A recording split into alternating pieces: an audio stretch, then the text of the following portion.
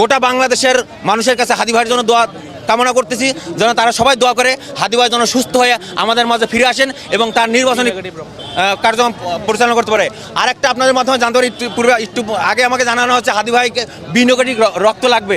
আপনার যদি কোনো হৃদয়বান লোক ঢাকার আশেপাশে থেকে থাকেন অতি দ্রুত আসবেন যাতে রক্তটা দেওয়া যায়। আমি একটু আগে ঢুকছিলাম, ঢুকে দেখে আসলাম যে হাদি ভাইয়ের গুলিটা লাগছে কানের এই বরাবরে।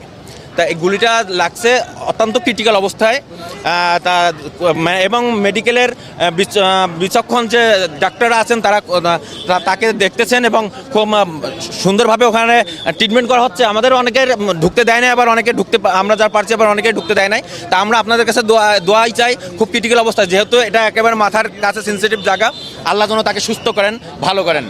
আচ্ছা, এর আগে আমরা দেখেছি চট্টগ্রামের একজনকে গুলিবিদ্ধ করা হলো একজন প্রার্থীকে, পরে ওসমান হাদিকে গুলিবিদ্ধ করা হলো। সব মিলে আপনারা শঙ্কিত কিনা? তরুণ প্রজন্মের যারা নির্বাচনে প্রার্থী হয়েছেন, যাদের নেতাকর্মীরা সেইভাবে নেই, অর্থ নেই, বিত্ত নেই।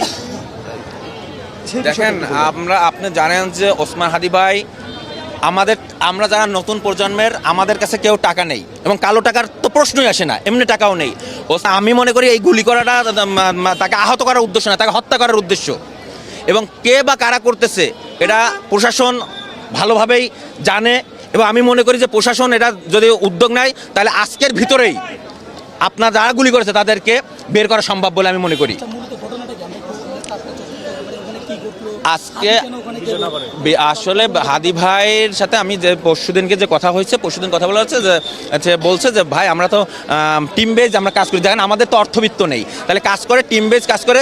জুমার নামাজের তারই প্রক্রিয়াধীন আজকে জুমার নামাজ ছিল, জুমার নামাজে হাদি ভাইয়ের যে টিম সেটা 5 ভাগে বিভক্ত হয়ে যায়, 5 ভাগে বিভক্ত হয়ে এক এক জায়গা তারা টিম বেজ কাজ করে এবং জুমার নামাজ পড়ার পরে এই কাজের ধারাবাহিকতায় হাদি ভাইকে লক্ষ্য করে একদল দুর্বৃত্ত তাকে গুলি করছে বিজয়নগরে।